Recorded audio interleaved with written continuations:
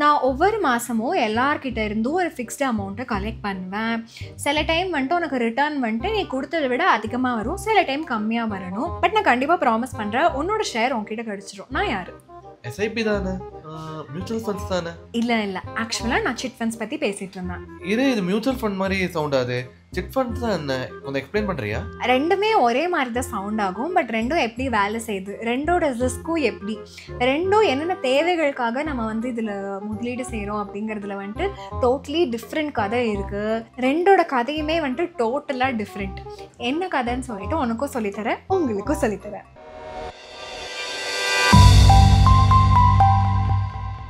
First விஷயம், chit ஃபண்ட்னா என்னன்னு சொல்லிட்டு பார்க்கலாம். நீங்கள் கிட்டி பார்ட்டிஸ் எல்லாம் கேள்விப்பட்டிருக்கீங்கல்ல. இது ஜஸ்ட் காசிப் பண்ணோம், ஸ்நாக்ஸ் சாப்பிட்டோங்கிறது கிடையாது. நிறைய கிட்டி பார்ட்டிஸில் எல்லாருமே ஒரு ஃபிக்ஸ்ட் அமௌண்ட் ஆஃப் மணி ஒவ்வொரு மாதமே உள்ளே போடுவாங்க. ஒவ்வொரு சமயமும் ஏதோ ஒரு பர்சனுக்கு அந்த ஹோல் அமௌண்ட் கிடைக்கும், அடுத்த மாதம் வேற ஒருத்தவங்களுக்கு அந்த அமௌண்ட் கிடைக்கும். இந்த மாதிரி இந்த சைக்கிள் போயிட்டே இருக்கும். இதுதான் சிட் ஃபண்டோட பேசிக் ஐடியா அப்படின்னு நம்ம சொல்லலாம்.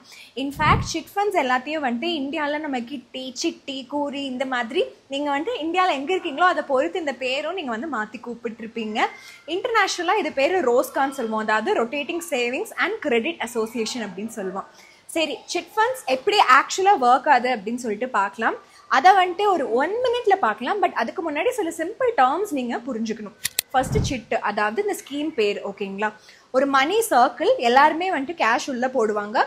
ஒரு பர்சனுக்குமே அவங்க டேர்ன் வரும்போது அந்த கேஷ் கிடைக்கும், லம்சமாக அந்த மணி எடுத்துக்கலாம். அடுத்தது சப்ஸ்கிரைபர், அதுதான் நீங்கள் ஆர் யார் அந்த குரூப்பில் பார்ட்டாக இருக்காங்களோ அவங்க தான். அடுத்தது டிக்கெட், லைக் ஈச் பர்சன் அவங்க எவ்வளோ ஷேர் வச்சுருக்காங்க அந்த சிட்டில் அப்படிங்கிறத டிக்கெட். 1 பர்சன்னா 1 டிக்கெட் அப்படின்னு நம்ம சொல்லலாம். அடுத்தது ஃபோர்மேன், இதுதான் ஆர்கனைசர். எந்த நபர் இல்லை எந்த கம்பெனி இந்த ஹோல் சிட்டை ரன் பண்ணுறாங்களோ அவங்க தான் ஃபோர்மேன். அவங்க இந்த பணத்தை கலெக்ட் பண்ணுவாங்க, இந்த ட்ரா ஆக்ஷன் எல்லாத்தையும் ரன் பண்ணுவாங்க, எல்லாமே ஃபேராக இருக்குங்கிறத அவங்க பார்த்துப்பாங்க. அடுத்தது ப்ரைஸ் சப்ஸ்கிரைபர், யார் ஒவ்வொரு மாதமும் அந்த லக்கி ஒன்னா செலக்ட் பண்ணப்படுறாங்களோ அவங்க தான் இந்த ப்ரைஸ் சப்ஸ்கிரைபர்.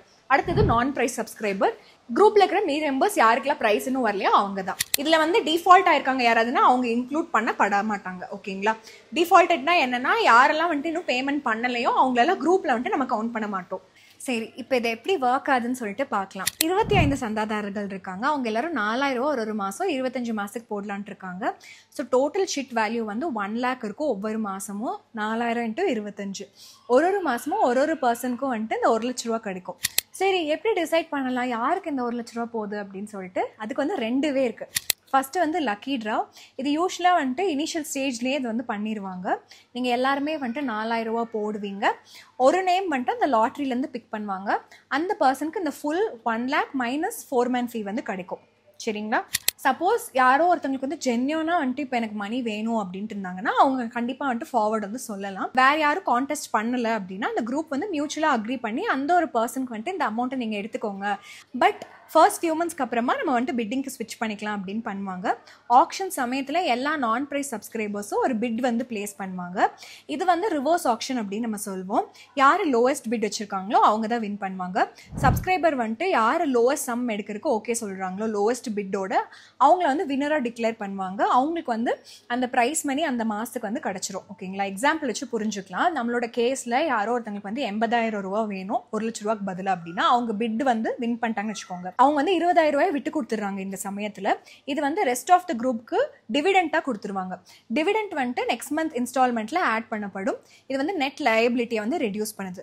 ஸோ நம்மளோட கேஸில் இந்த 25 சப்ஸ்கிரைபர்ஸ் இருக்காங்கல்ல, அதில் 24 மெம்பர்ஸ் இந்த 20,000 கேஷை ஸ்ப்ளிட் பண்ணிப்பாங்க. அதாவது ரிமைனிங் 24 பீப்புள் ஒவ்வொருத்தருக்கு எவ்வளோ கிடைக்கும்னா 20,000 டிவைடட் பை 24 833.33 rupees கிடைக்கும். ஸோ அடுத்த மாதம் அவங்க 4,000 பே பண்ணுறதுக்கு பதிலாக அந்த 24 நான் ப்ரைஸ் மெம்பர்ஸ் 4,000 மைனஸ் இந்த 833.33 பே பண்ணுவாங்க. 3,166.67. சிட் ஃபண்ட் பார்ட்டிசிபென்ட்ஸ் இது ஒரு வின்-வின் சிச்சுவேஷனாக பார்க்குறாங்க. ஒரு பிட்டருக்கு அவங்களுக்கு கண்டிப்பாக தேவையான பணமும் கிடைச்சிருது, மீதி மெம்பர்ஸ்க்கும் லோவர் சம் பே பண்ணால் போதும் இந்த ஒரிஜினலாக அக்ரீட் அப்பான் அமௌண்ட்டை விட. ஸோ ஃபோர்மேன் இதில் ஒரு ஸ்மால் ஃபீ எடுத்துப்பாங்க. யூஸ்வலி 5% கமிஷன் எடுத்துப்பாங்க ஒவ்வொரு மாதமும். ஸோ ஒவ்வொரு மாதமும் 4000 ரூபாய் எல்லாரும் பே பண்ணுவாங்கல்ல, ஒரு பர்சனுக்கு அந்த பிக் அமௌண்ட் அதாவது 1 lakh மைனஸ் கமிஷன் கிடைக்கும் அப்படின்னு நான் உங்ககிட்ட சொல்லியிருந்தேன். சரிங்களா. மீதி பேருக்குலாம் டிவிடெண்ட் கிடைக்கும் இந்த டிஸ்கவுண்ட்டில் இருந்து. ஸோ இந்த சைக்கிள் கண்டினியூ ஆகிட்டே இருக்கும் எல்லாருக்குமே அவங்களோட ப்ரைஸ் ரிசீவ் ஆகிற வரைக்குமே, ஓகேங்களா. யூஸ்வலாக இந்த maximum bid 20% to 40% of total chit value இருக்கலாம். சரி இப்போ வாட் இஃப் 2 இல்லைன்னா 3 பேர் வந்துட்டு ஒரே பிட்டு கொடுத்தாங்கன்னா என்ன ஆகும்னா லக்கி ட்ரா வைப்பாங்க. அதுலேருந்து ஒரு வினரை சூஸ் பண்ணுவாங்க. சிட் ஃபண்ட் வந்துட்டு எங்கேருந்து வேணால் ரன் ஆகலாம். ஆல்சோ சிட் ஃபண்ட்ஸ் வந்துட்டு 1 to 4 years வரைக்கும் ரன் பண்ணப்படலாம். இது வந்து குரூப் சைஸ் அண்ட் அக்ரிமெண்ட்டை பொறுத்து மாறிக்கும். சரி, இப்போ நம்ம வந்து மியூச்சுவல் ஃபண்ட்ஸ் பற்றி பேசலாம். சிட் ஃபண்ட்ஸ் மாதிரியே இதே இடத்துல மணி வந்துட்டு நிறைய பேர்கிட்ட இருந்து பூல் பண்ணப்படுது. பட் பெரிய டிஃப்ரென்ஸ் என்ன அப்படின்னு பார்த்தீங்கன்னா, மணி வந்துட்டு ஏதோ ஒரு பர்சனுக்கு ஒவ்வொரு மாதம் கொடுக்கப்படுறது கிடையாது. இன்ஸ்டெட் அது வந்து முதலீடு செய்கிறாங்க. ஓகேங்களா, இந்த பணத்தை வந்துட்டு முதலீடு செய்கிறாங்க. இது எப்படி வேலை செய்யுதுன்னு சொல்லிட்டு நம்ம புரிஞ்சுக்கலாம். நீங்கள் ஒரு மியூச்சுவல் ஃபண்டில் முதலீடு செஞ்சிங்கன்னா உங்களுடைய மணி வந்துட்டு ஒரு காமன் பூல்குள்ளே போகும். ஸோ மீதி பேர் கொடுத்தா அந்த மணி கூட சேர்ந்து அந்த காமன் பூல்குள்ளே போகும். அதுக்கப்புறம் ஒரு ப்ரொஃபஷனல் ஃபண்ட் மேனேஜர் இருப்பார். அவர் அந்த பணத்தை வச்சு முதலீடுகள் செய்வார். நிறைய முதலீடு இன்ஸ்ட்ருமெண்ட்ஸ் இருக்கும். அது வந்து அந்த ஃபண்டோட கோல் என்னவோ அதை பொறுத்து அந்த முதலீடு இன்ஸ்ட்ருமெண்ட்ஸ் எல்லாம் முதலீடு செய்வார். ஃபார் எக்ஸாம்பிள், சில மியூச்சுவல் ஃபண்ட் வந்துட்டு மெஜாரிட்டியாக கம்பெனி ஷேர்ஸில் முதலீடு செய்வாங்க. சில பேர் வந்து கவர்மெண்ட் பாண்ட்ஸ் இல்லைனா ஃபிக்ஸ்ட் இன்கம்ல முதலீடு செய்வாங்க. சிலது வந்து ரெண்டையுமே மிக்ஸ் பண்ணி கொடுப்பாங்க. நமக்கு என்ன ரிட்டர்னாக கிடைக்கும்னு பார்த்தீங்கன்னா, முதலீடு வளர வளர அதில் இருக்கிற ப்ராஃபிட்ஸ் வந்து இன்வெஸ்டர்ஸ் கிட்ட ஷேர் பண்ணப்படும். நீங்கள் எவ்வளோ அமௌண்ட்குள்ளே போட்டிருக்கீங்களோ அதை பொறுத்து உங்களுக்கு ஷேர் பண்ணப்படும். இதை எப்படி பண்ணுறாங்க அப்படின்னு பார்த்தீங்கன்னா, ஒரு NAV வச்சு பண்ணுறாங்க. அதாவது நெட் அசெட் வேல்யூ அதை சொல்லலாம். NAV மேலே போச்சுன்னா நம்மளோட இன்வெஸ்ட்மெண்ட் க்ரோ ஆகும். ஸோ எப்போ கீழே போகுதோ அப்போ வந்து நம்ம சில வேல்யூ வந்துட்டு லூஸ் பண்ணுற மாதிரி இருக்கும். ஃபார் எக்ஸாம்பிள், நீங்கள் வந்துட்டு 5000 ரூபா மியூச்சுவல் ஃபண்டில் இன்வெஸ்ட் பண்ணுறீங்கன்னு வச்சுக்கலாம். இன்வெஸ்ட்மெண்ட் பண்ணுற சமயத்தில் NAV வந்து 10 ரூபான்னு வச்சுக்கலாம். ஸோ நீங்கள் 5000 டிவைட் பை 10 500 யூனிட் உங்களுக்கு கிடைக்கும். சரி, இப்போ உங்களோட முதலீடு வந்து 4 மாதத்தில் எப்படி மாறுது அப்படின்னு சொல்லிட்டு பார்க்கலாம். ஃபஸ்ட்டு மாதம், அதுக்கப்புறம் NAV ரூபாய் எவ்வளோ, அதுக்கப்புறம் வேல்யூ ஆஃப் இன்வெஸ்ட்மெண்ட் ருபீஸில் எவ்வளோன்னு பார்க்கலாம். மந்த் 1ல் 10 ரூபா 5000ல் நீங்கள் வந்து ஸ்டார்ட் பண்ணுறீங்க. இதுதான் உங்களோட ஸ்டார்டிங் பாயிண்ட். மந்த் 2 வந்து 11 ரூபா. So 500 into 11 5500. மந்த் 3 வந்து ₹12.50. So 500 into 12.5 6250. மந்த் 4 வந்து 9 ரூபீஸ். So 500 into 9 4500. நீங்கள் உங்களுக்கு தெரியுதா, NAV ரைஸ் ஆகும்போது உங்களோட முதலீடும் ரைஸ் ஆகும். NAV ட்ராப் ஆச்சு, லைக் மந்த் 4ல் ட்ராப் ஆச்சுல, அப்போ உங்களோட வேல்யூவும் வந்து கம்மியாகும். ஸோ அதனால மியூச்சுவல் ஃபண்ட்ஸ் வந்து மார்க்கெட் லிங்க்டுன்னு சொல்லலாம். அவங்க வந்து மார்க்கெட் கண்டிஷனை பொறுத்து மேலேயோ கீழேயோ போயிட்டு இருக்கும். அண்ட் எஸ், மியூச்சுவல் ஃபண்ட்ஸ் வந்து ஒரு ஸ்மால் ஃபீ சார்ஜ் பண்ணுவாங்க உங்களுடைய பணத்தை வந்து மேனேஜ் பண்ணுறதுக்காக. இந்த ஃபீ அண்ட் எக்ஸ்பென்சஸ் எல்லாம் வந்து ரெகுலேட்டட். சரிங்களா, இதெல்லாமே வந்துட்டு செபி ஒரு லிமிட் சொல்லுவாங்க. அந்த லிமிட் ஸ்பெசிஃபைடாக தான் இருக்கும். செபி பற்றி பேசும்போது ரெகுலேஷன் எப்படி வந்து இந்த 2 கேஸ்லேயே ஒர்க் ஆகுதுன்னு பார்க்கலாம். ரெகுலேட்டரி ஃப்ரேம் ஒர்க்கை நம்ம உள்ளே போய் பார்க்கலாம். நம்ம முன்னாடியே சொன்ன மாதிரி மியூச்சுவல் ஃபண்ட் இந்தியாவில் வந்து ஸ்ட்ரிக்ட்லி வந்து செபி ரெகுலேட் பண்ணுறாங்க. அதாவது securities and exchange board of India வந்து இதை ரெகுலேட் பண்ணிட்டு இருக்காங்க. இது வந்து 1988 செட்டப் பண்ணப்பட்டது. இது ஒரு லீகல் அத்தாரிட்டியாக இருக்காங்க இந்தியாவில் செபி ஆக்ட் படி. ஓகேங்களா, 1992 ஆக்ட் படி. சரி, இப்போ இன்னொரு சைடு நம்ம பார்க்கலாம். சிட் ஃபண்ட்ஸ் என்னன்னு பார்க்கலாம். அவங்க அதே மாதிரி ரெகுலேட் பண்ணப்படுதா அப்படின்னு தெரிஞ்சுக்கணும்னா, well, not exactly. Chit funds இந்தியாவில் வந்துட்டு ஒரு லா மூலமாக ரெகுலேட் ஆகுது. Chit funds act 1982. இந்த லா எல்லாத்தையுமே கவர் பண்ணுறாங்க. சிட் எப்படி ஸ்டார்ட் ஆகுது, ஆக்ஷன் எப்படி நடக்குது, அதுக்கப்புறமா என்ன நடக்குது, யாராவது ஒருத்தங்க பே பண்ணலன்னா, இது எல்லாத்தையுமே கவர் பண்ணுது. ஃபார் எக்ஸாம்பிள், ஒரு சப்ஸ்கிரைபர் ஒரு பேமெண்ட் மிஸ் பண்ணிட்டாங்கன்னா அந்த ஃபோர்மேன் வந்துட்டு அவங்களை ரிமூவ் பண்ணலாம். பட் ஒரு ரிட்டர்ன் நோட்டீஸ் வந்து ஆக்சுவலாக கொடுத்ததுக்கு அப்புறமா தான் ரிமூவ் பண்ணலாம். இதெல்லாம் இந்த லாவில் சொல்லியிருக்காங்க. சரி, இப்போ ஒரு ட்விஸ்ட் நான் சொல்கிறேன். ஓகேங்களா, சின்ன ட்விஸ்ட். சிட் ஃபண்ட் ஆக்ட் 1982 ஒரு சென்ட்ரல் லா. இதை இம்ப்ளிமெண்ட் அண்ட் என்ஃபோர்ஸ் பண்ணுறது வந்து ஸ்டேட் கவர்மெண்ட்ஸ் தான். ஸோ பேசிக் ரூல்ஸ் எல்லாமே இந்தியா முழுசாக ஒரே மாதிரி தான் இருக்கும். பட் ஒவ்வொரு ஸ்டேட்க்கும் வந்துட்டு இந்த அப்ளிகேஷன் வந்து டிஃப்ரெண்ட்டாக இருக்கும். ஃபார் எக்ஸாம்பிள், தமிழ்நாட்டில் லா வந்துட்டு கிளியராக என்ன சொல்லுதுன்னா, யாருக்காவது வந்துட்டு இந்த சிட் ஃபண்ட் வந்து ஸ்டார்ட் பண்ணும் அப்படின்னு ஆசைப்பட்டாங்கன்னா ஃபர்ஸ்ட் அவங்க வந்து ஸ்டேட் கவர்மெண்ட்டு அப்ளை பண்ணும், இல்லைன்னா ஒரு ஆத்தரைஸ்ட் ஆஃபீஸர் கிட்ட இருந்து ப்ரையராக அப்ரூவல் வாங்கணும். அப்போ தான் பண்ண முடியும். RBI வந்துட்டு ஏதாவது ஹேண்ட் இருக்கா அந்த சிட் ஃபண்ட்ஸ் ரெகுலேட் பண்ணுறதுன்னு கேட்பீங்க. பட் இல்லவே இல்லை. சிட் ஃபண்ட் கம்பெனிஸ் வந்துட்டு அவங்க RBI கூட ரெஜிஸ்டர் பண்ண தேவையில்லை. அவங்க வந்து RBI அந்த பேங்க்ஸ் அண்ட் NBFCs இருக்குல்ல, அதை ரெகுலேட் பண்ணுற மாதிரி இது ரெகுலேட் பண்ணப்படுறது கிடையாது. பட் சில லிமிட் இருக்கு. 2009ல் RBI கிளியராக சொல்லிட்டாங்க, சிட் ஃபண்ட் கம்பெனிஸ் வந்துட்டு இந்த பப்ளிக் டெபாசிட் வந்து பேங்க்ஸ் அக்செப்ட் பண்ணுற மாதிரி அக்செப்ட் பண்ணக்கூடாதுன்னு சொல்லிட்டு. ஸோ ஒரு சிட் ஃபண்ட் வந்து பப்ளிக்காக வந்துட்டு டெபாசிட்ஸாக பணம் கலெக்ட் பண்ணாங்க அப்படின்னா அது இல்லீகல். சரிங்களா, அந்த கேசஸ்ல வந்து RBI கிட்ட அத்தாரிட்டி இருக்கு லீகல் ஆக்ஷன் இவங்களுக்கு எகெயின்ஸ்டாக எடுக்கிறதுக்கு. ஸோ எஸ், சிட் ஃபண்ட்ஸ் வந்து லீகல் தான். பட் அவங்க வந்து ரெஜிஸ்டர் பண்ணப்பட்டிருக்கணும், அப்ரூவ் பண்ணப்பட்டிருக்கணும், லா வந்து கண்டிப்பாக ஃபாலோ பண்ணணும். இல்லை அப்படின்னா ரிஸ்கியாக இருக்கும். நம்மளுடைய ஹார்ட் அண்ட் மணியை வந்துட்டு தொலைச்சிட்டோன்னா அதை ரெக்கவர் பண்ணுறது கஷ்டம். ஸோ எது ரொம்பவே மேட்டர் ஆகுது அப்படிங்கிறது தான் அடுத்து பார்க்க போகிறோம். ரிஸ்க் அண்ட் ரிட்டர்ன் ப்ரொஃபைல்ஸ் அதுதானே முக்கியம். ஏன்னா எண்ட் ஆஃப் த டே அது சிட் ஃபண்டோ மியூச்சுவல் ஃபண்டோ நம்ம எல்லாருக்கும் என்ன வேணும்னு சொல்லிட்டு எல்லாருக்குமே தெரியும். எவ்வளோ நம்மளால ஏர்ன் பண்ண முடியும், என்ன தப்பாக போயிடும், இதை கண்டிப்பாக தெரிஞ்சுக்கணும்ல. சரி, இதை நம்ம பார்க்கலாம். ஃபர்ஸ்ட் சிட் ஃபண்டுக்கு நம்ம பார்க்கலாம். ஸோ சிட் ஃபண்ட் நீங்கள் 20 பேர் கூட போட்டிருக்கீங்கன்னு வச்சுக்கலாம். ஒவ்வொருத்தரும் ரூ. 1000 ஒவ்வொரு மாதமும் கான்ட்ரிபியூட் பண்ணுறாங்கன்னு வச்சுக்கலாம். ஸோ ஒவ்வொரு மாதமும் டோட்டல் பூல் எவ்வளோ இருக்கும்? 20,000 இருக்கும். சரி, இது வந்துட்டு எப்படி இருக்கும் டிஃப்ரெண்ட் மந்த்ஸ் அப்படின்னு சொல்லிட்டு நம்ம பார்க்கலாம் இந்த டேபிளில். ஸோ இதெல்லாம் வந்துட்டு ஹைப்போதெட்டிக்கல் வேல்யூஸ். இதெல்லாம் என்ன ஐடியா பேஸ் பண்ணி அப்படின்னு பார்த்தீங்கன்னா, ஃபஸ்ட்டு வின்னிங் பிட் வந்து 16,200 அப்படின்னு சொல்லிட்டு ஒரு ஹைப்போதெட்டிக்கல் ஐடியா பேஸ் பண்ணி பிட் அமௌண்ட் வந்து ரூ. 200 இன்க்ரீஸ் ஆகுது ஒவ்வொரு மாதமே. சரி, இந்த நம்பர்ஸ் நம்மக்கிட்ட என்ன சொல்ல வருதுன்னு சொல்லிட்டு பார்க்கலாம். ஃபர்ஸ்ட் மந்த்துக்கு வின்னருக்கு வந்து 15,200 கிடைக்கும். 20th மந்த் வின்னருக்கு வந்து 19,000 கிடைக்கும். ஸோ இந்த பணம் வந்து ரியல் டேர்ம்ஸில் என்ன அப்படின்னு சொல்லிட்டு நம்ம புரிஞ்சுக்கலாம். யாராவது வந்து சிட்டை ஏர்லியாக லைக் மந்த் 1 எடுத்துட்டாங்கன்னா இது வந்து லைக் ஒரு லோன் எடுக்கிற மாதிரி அவங்களுக்கு வந்து 15,200 கிடைக்கும். பட் ஸ்டில் அவங்க பே பண்ணிட்டே இருக்கணும். அதாவது ₹1,000 எவ்ரி மந்த் 20 மந்த்ஸ்க்கு பே பண்ணிட்டே இருக்கணும். அது 20,000 டோட்டல் வரும். ஸோ அவங்க வந்து 4,800 எக்ஸ்ட்ராவாக பே பண்ணுறாங்க அந்த மணி வந்து ஏர்லியாக அவங்களுக்கு கிடைக்கணுங்கிறதுக்காக. அதாவது cost of getting chit fund early வந்துட்டு 22% இருக்கும். இது வந்து நம்ம லோனுக்கு இன்ட்ரெஸ்ட் பே பண்ணுற மாதிரி தான். சரி, கடைசி மந்த் வரைக்கும் ஒருத்தங்க வெயிட் பண்ணாங்க அப்படின்னா அது ஒரு சேவிங் ஸ்கீம் மாதிரி அவங்களுக்கு ஒர்க் ஆகும். அவங்களுக்கு 19,000 கிடைக்கும். அவங்க 20,000 ஓவர் டைம் கான்ட்ரிபியூட் பண்ணதுக்கு அப்புறமா. ஸோ அதுதான் வந்து சிட் ஃபண்ட்ஸில் இந்த ரிட்டர்ன்ஸ் ஒர்க் ஆகுது. கொஞ்சம் ஃப்ளெக்சிபிளாக இருக்கும். பட் ஆல்சோ இது வந்து அன்பிரெடிக்டபிளாகவும் இருக்கும். ரிட்டர்ன்ஸ் வந்து கம்ப்ளீட்லி வந்துட்டு நீங்கள் சிட்டை வின் பண்ணுறதை பொறுத்து தான் இருக்கும். எப்போ வின் பண்ணுறீங்கன்னு பொறுத்து தான் இருக்கும். சிட் ஃபண்ட்ஸ் வந்துட்டு ஸ்டாக் மார்க்கெட் மாதிரி லிங்க்டு கிடையாது. ஸோ மார்க்கெட் அப்ஸ் அண்ட் டவுன்ஸ்னால அது அஃபெக்ட் பண்ணப்படாது. பட் ஒரு பெரிய ரிஸ்க்கும் வரும். குரூப்குள்ளேயே யாராவது வந்துட்டு அவங்களுடைய இன்ஸ்டால்மெண்ட்டை பே பண்ணலை அப்படின்னா இது ஒரு ப்ராப்ளம் ஆயிரும் மீதி எல்லாருக்குமே. ஸோ அதெல்லாம் கொஞ்சம் பார்த்துக்கணும். ஒரு பர்சனோட டிஃபால்ட் வந்து மற்ற பேரையும் வந்து அஃபெக்ட் பண்ணும். ஸோ நிறைய பீப்புள் வந்து இந்த குரூப்பில் இருந்தாங்க, நிறைய பேர் வந்து திடீர்னு ஸ்டாப் பண்ணுறதை பே பண்ணிட்டாங்கன்னா என்டையர் சிஸ்டமே கொலாப்ஸ் ஆயிரும். அடுத்தது சிட் ஃபண்ட் வந்து ப்ராப்பராக மேனேஜ் பண்ணப்படுறது கிடையாது. இது கம்ப்ளீட்டாக இன்ஃபார்மலாக தான் மேனேஜ் பண்ணுறாங்க. ஸோ அதனால ஒரு மிஸ்மேனேஜ்மெண்ட் இல்லைனா ஃப்ராட் கூட நடக்கிறதுக்கு வாய்ப்பு இருக்குது. அன்ரெஜிஸ்டர்ட் சிட் ஃபண்ட்ஸ் நீங்கள் வந்து முதலீடு செய்கிறீங்கன்னா ரொம்பவே ரிஸ்கி. ரூல்ஸ் இல்லை, ஆடிட் இல்லை, அஃபிஷியல் சிஸ்டம் இல்லை. ஏதாவது தப்பாக போச்சுன்னா கம்ப்ளைண்ட் கூட போய் கொடுக்க முடியாது. அடுத்தது நம்ம மியூச்சுவல் ஃபண்ட்ஸை போய் பார்க்கலாம். சிட் ஃபண்டை விடுங்க. மியூச்சுவல் ஃபண்ட்ஸ் வந்து ஒரு மார்க்கெட் லிங்க் இன்வெஸ்ட்மெண்ட். ஓகேங்களா? அதாவது அவங்களுடைய பர்ஃபார்மன்ஸ் வந்துட்டு ஸ்டாக்ஸில் என்ன ஆகுதோ அதை பொறுத்து இருக்கும். இல்லை பாண்ட் மார்க்கெட்டில் என்ன ஆகுதோ அதை பொறுத்தே இருக்கும். இன்னொரு விஷயம் வந்து ரொம்ப இம்பார்ட்டன்ட், நீங்கள் இதை தெரிஞ்சுக்கணும். Market risk. சரிங்களா? உங்களோட மார்க்கெட் கீழே போச்சுன்னா உங்களுடைய இன்வெஸ்ட்மெண்ட் வேல்யூமே ட்ராப் ஆகிறதுக்கு வாய்ப்புகள் இருக்குது. அடுத்தது லிக்விடிட்டி ரிஸ்க். சில ஃபண்டில் வந்துட்டு நம்ம லாஸ் இல்லாமல் செல் பண்ணுறது வந்துட்டு கொஞ்சம் குயிக்காக செல் பண்ணுறது கொஞ்சம் கஷ்டம். Default risk. அதாவது கம்பெனி நீங்கள் இன்வெஸ்ட் பண்ணுறது வந்து ரீபே பண்ண முடியலன்னா ஃபண்டும் சஃபர் ஆகும். வாலட்டிலிட்டி. ப்ரைஸ் வந்து மேலே போகலாம் இல்லைனா கீழே வரலாம். ஒவ்வொரு நாளுமே நார்மல் வந்து ஷார்ட் டேர்மில் நடக்கலாம். என்ஏவி வந்து டெய்லி சேஞ்ச் ஆகிட்டே இருக்கும். Interest rate, economic policy, news, policy changes, political events இது எல்லாத்தையும் பொறுத்து மாறிட்டே இருக்கும்.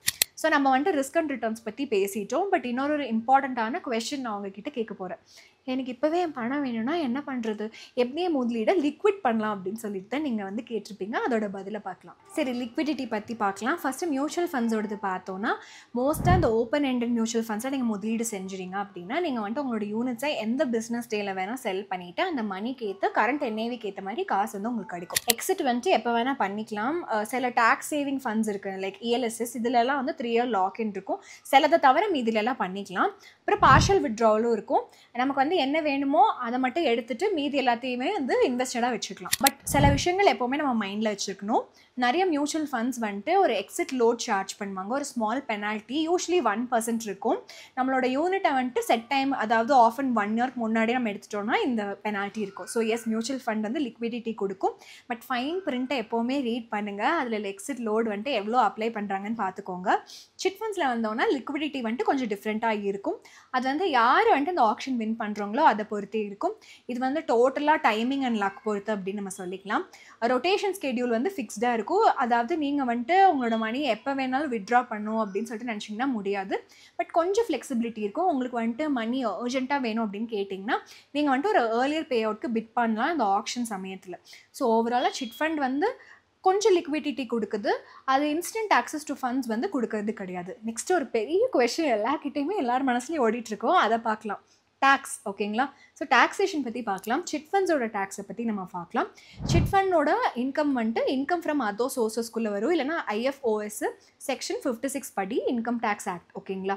அடுத்தது ப்ராஃபிட் ஆர் இன்கம் வந்து நம்ம எவ்வளோ அந்த சிட் ஃபண்ட்லேருந்து ஆட் பண்ணுறோமோ அது எல்லாமே நம்மளோட டோட்டல் இன்கமில் அவங்க ஆட் பண்ணிவிட்டு டேக்ஸ் வந்து நம்மளோட ஸ்லாப் ரேட் படி நம்ம வந்து பே பண்ணுற மாதிரி இருக்கும். சரி, இப்போ நம்ம மியூச்சுவல் ஃபண்ட்ஸ் பற்றி பேசலாம். இதில் வந்து டேக்ஸ் சிஸ்டம் வந்து கொஞ்சம் ஸ்ட்ரக்சர்டாக இருக்குது அப்படின்னு நம்ம சொல்லலாம்.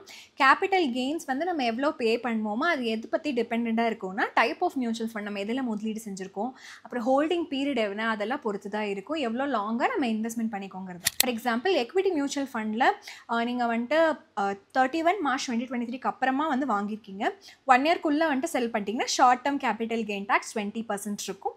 நீங்கள் 1 இயர்க்கு அப்புறமா செல் பண்ணிங்க அப்படின்னா வந்துட்டு கெயின்ஸ் 1.5 lakhsலாம் வந்து டேக்ஸ் ஃப்ரீ. அதுக்கு மேலே இருக்கிற எல்லா கெயின்ஸுக்குமே வந்து 12.5% டேக்ஸ் இருக்கும். அதுக்கும் மேலே கேபிட்டல் கெயின்ஸ் டேக்ஸு, நீங்கள் வந்துட்டு செக்யூரிட்டி டிரான்சாக்ஷன் டேக்ஸ் கொடுப்பீங்க. நீங்கள் வந்து யூனிட் வாங்குறீங்க இல்லைனா விற்கிறீங்கன்னு சொல்லிட்டு அந்த எக்விட்டி மியூச்சுவல் ஃபண்ட்ஸில்.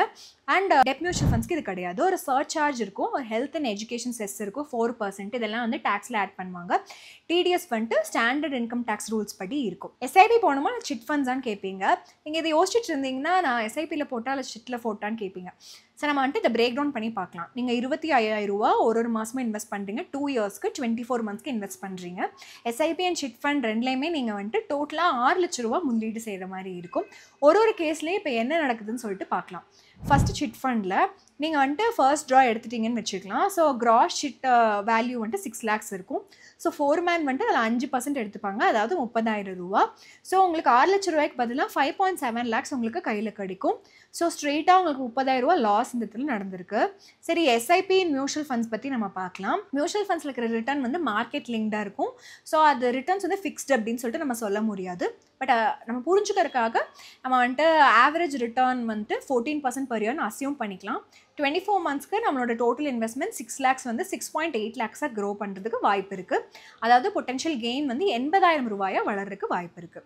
கடைசியில் வந்துட்டு அதே 6 லட்சம் தான் ஓவர் 2 years வந்துட்டு நமக்கு ஒரு ப்ராஃபிட் ஆஃப் 80,000 rupees இந்த எஸ்ஐபி மூலமாக தரும். இல்லைன்னா ஒரு லாஸ் வந்து நமக்கு கொடுக்கலாம். இந்த 30,000 ரூபாயை நம்ம வந்து சிட்டில் எடுத்தோம்னா. அஃப்கோர்ஸ் இது ஜஸ்ட் ஒரு எக்ஸாம்பிள் தான். ஆக்சுவலாக நமக்கு மார்க்கெட்டில் வர ரிட்டர்ன் வந்து மார்க்கெட் பர்ஃபார்மன்ஸு, பிட்டிங் பிஹேவியர் என்ன இருக்குது, மீதி கண்டிஷன்லாம் என்ன இருக்குது, இதை பொறுத்தே தான் இருக்கும். இன்னொரு விஷயம் நீங்கள் முக்கியமாக வந்து கன்சிடர் பண்ணணும். நீங்கள் வந்துட்டு உங்களோட இன்வெஸ்ட்மெண்ட்க்கு எகெயின்ஸ்டாக ஒரு லோன் எடுக்கணும் அப்படின்னா என்ன பண்ணுதுன்ட்டு. ஸோ மியூச்சுவல் ஃபண்ட்ஸ் வச்சுருந்தீங்க அப்படின்னா ஆல்மோஸ்ட் இம்மீடியட்டாக உங்களுக்கு வந்து லோன் கிடைக்கும். நிறையா பேங்க்ஸ் அண்ட் பிளாட்ஃபார்ம்ஸ் வந்து நீங்கள் எவ்வளோ யூனிட் வச்சுருக்கீங்களோ அதுக்கு எகெயின்ஸ்டாக உங்களுக்கு லோன் கொடுக்கறதுக்கு ரெடியாக இருக்காங்க. பட் சிட் ஃபண்ட்ஸை பொறுத்த வரைக்கும் அவ்வளோ சிம்பிள் கிடையாது. நீங்கள் வந்து பாரோ பண்ணுறீங்க உங்களோட ஓன் குரூப் கிட்டேருந்து, கரெக்டுங்களா? ஆஃபன் நீங்கள் வந்துட்டு ஒரு எக்ஸ்ட்ரா இன்ஸ்டால்மெண்ட்டும் வந்துட்டு பே பண்ணுறீங்க ஃபோர்மேனுக்கு. ஏன்னா ஒரு சார்ஜ் நம்ம கொடுக்குறோம்ல, அந்த மாதிரி எக்ஸ்ட்ரா இன்ஸ்டால்மெண்ட்டாக கூட இருக்கலாம். நீங்கள் வந்து ப்ரைஸ் மணி ஏர்லியாக எடுக்கிறதுக்காக இன்னொரு ட்ராபேக்கும் இருக்குது சிட் ஃபண்டில். அது என்னென்னு பார்க்கலாம். சரி, நம்ம இப்போ chit funds and mutual funds எப்படி வேலை செய்யுதுன்னு ரெண்டையுமே கவர் பண்ணிட்டோம். இதை நல்லா பிரேக் டவுன் பண்ணி சைட் பை சைடில் இன்னொரு தரம் பார்த்து நல்லா புரிஞ்சுக்கலாம். Feature chit fund, mutual fund.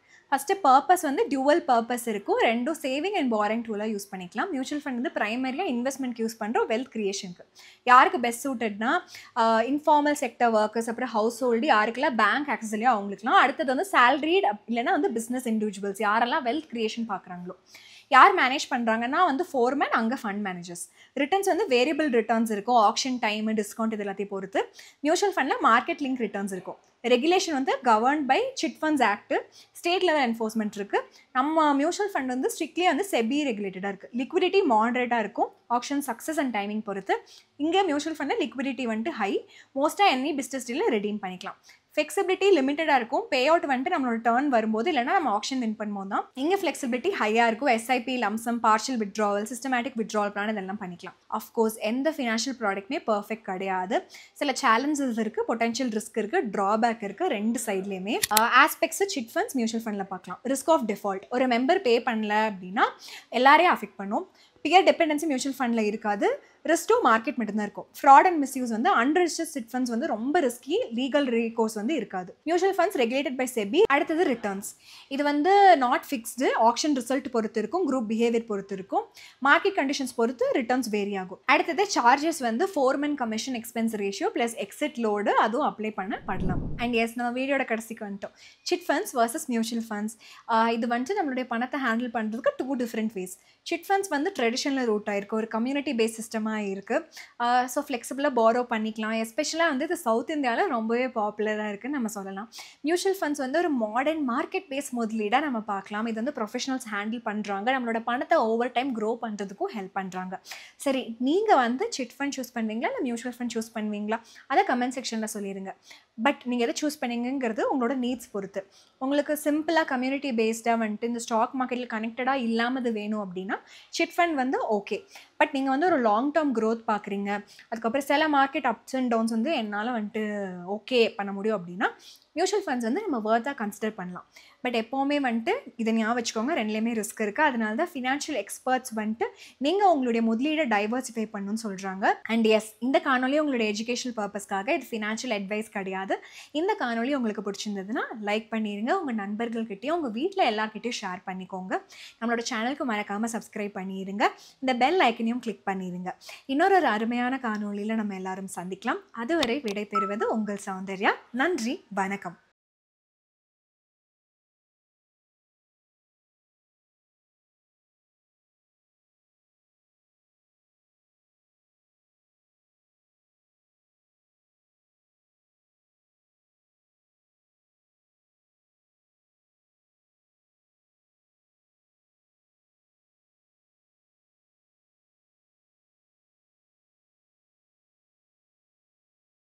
Investment in securities market are subject to market risks. Read all the related documents carefully before investing. Please read the risk disclosure documents carefully before investing in equity shares, derivatives, mutual fund, and or other instruments traded on the stock exchanges.